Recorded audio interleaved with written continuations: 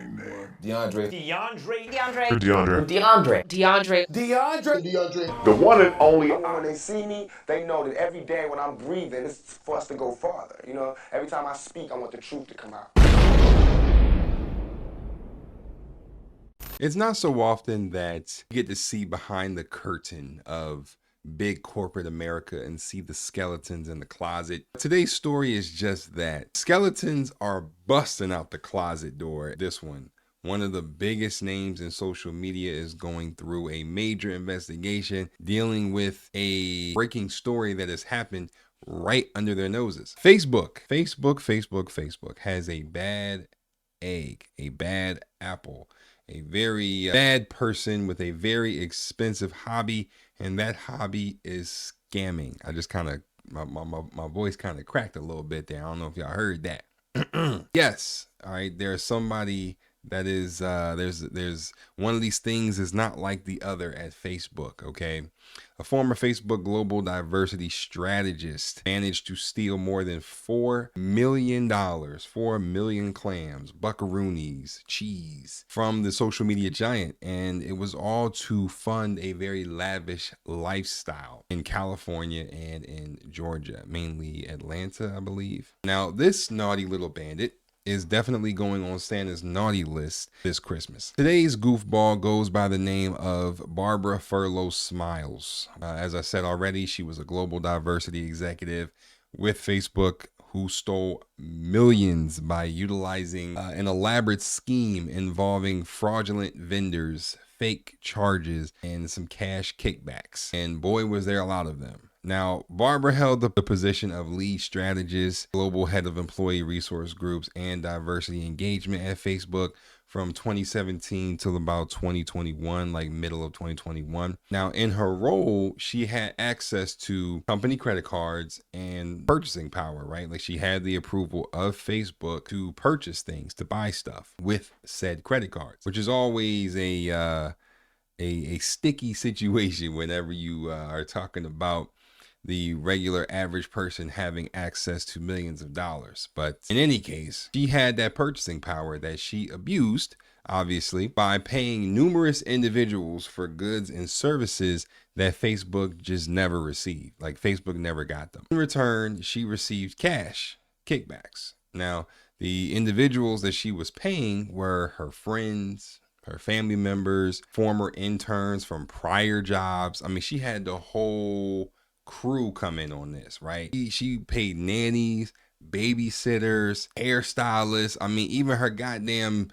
university tutor, because I think she was getting her MBA, right? Her master's in business administration. She was getting a degree, I believe, from UCLA. I mean, she was just going absolutely insane with her shit. Like, she even had Facebook pay people who didn't give her kickbacks. Like in one instance, right, she sent like $10,000 to an artist for specialty portraits. Who the hell did she think she was? Mona Lisa? I mean, what the hell? What was she paying for? And she paid more than $18,000 to a preschool for her daughter's tuition. I mean, just absolutely no shame in her game. Now, in this scheme, she linked her PayPal, Venmo, and Cash App accounts to her Facebook credit cards and used those accounts to pay those same friends, relatives, and other associates for goods and services, that were supposed to be provided to Facebook. Obviously, Facebook never got them, but those same associates then returned that money to her. She basically had Facebook sign off on several vendors owned by these people and then overinflated invoices to those vendors and had those vendors pay her kickbacks from those payments. Now, I want to back up just a second. All right, just in case I'm confusing anybody, right? I know I just went at like rapid speed. So let me give your brain a moment to catch up on this. So in a nutshell, okay, this lady was setting up fake vendor profiles from people she knew, as in those same friends, family members, etc. Right? She had Facebook onboard them as approved vendors, right?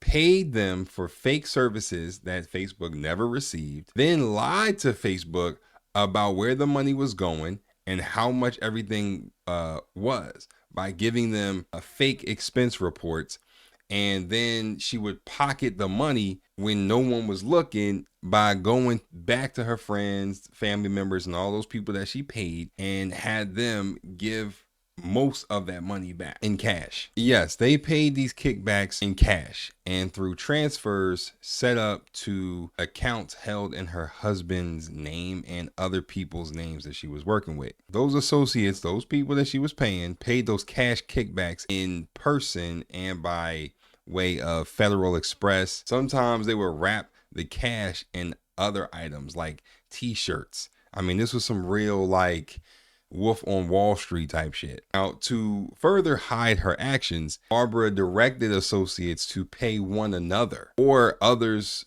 who she owed money to. Very much so a Jimmy Neutron level scam here, right? Now, the obvious question that I'm sure most of you are asking here is, oh, man, that sounds like, a lot of people that was helping her. What's going to happen to them? And to that, I say, you're right. That's an amazing question. But my guess is that, once the feds came knocking, they started cooperating mighty fast. I mean, like, I'm talking the flash fast. Because with a $4 million scam like this, I'm sure the feds said, hey, listen, if you don't cooperate, y'all are going down with her. So you pick your fate. Either you help us lock her up and give us everything you know, or you can share a cell with her. You choose. You pick. Now, I'm sure they started singing like Mariah Carey after that. But as far as every report I've seen, Barbara is the only one being charged here. I mean, this whole thing is just completely out of pocket. Like, come on, y'all. You mean to tell me the people that were helping her didn't know that this was illegal? They had to have known that. Like, there's absolutely no way they didn't know that. I just want to know what the conversation was like. Like, when Barbara came to them with this plan, like what hocus pocus magic, what kind of crazy voodoo spells did she cast on y'all to make y'all go through with this scam? Like, what did she say to y'all? What did she do? I mean, there had to be some part of y'all that was thinking, damn, this sounds like something, you would see in like a Ocean's 11 movie or something. Now, she did give them a little money, a little cut of the money, I'm sure, right? That's what I'm assuming made them go along with this crazy ass plan. Now, the other crazy part to this is that you may have actually seen her out and about in these internet streets over the years, as her and her husband have gone on many different media outlets promoting their other business of selling face shields, right? Custom face shields, which is crazy because when doing these interviews, I would see them do these interviews and she tried to act like she was just so business savvy, right? And that, she was this amazing entrepreneur. And the whole time she out here running up a bag on Facebook's dime, just gashing Facebook for millions of dollars while she out here acting like she getting it up out the mud and really hustling in corporate America. She was hustling, all right. But this woman was co-signed by outlets like The Breakfast Club, right? Where, Charlamagne, Angela Yee, DJ Envy, all those guys,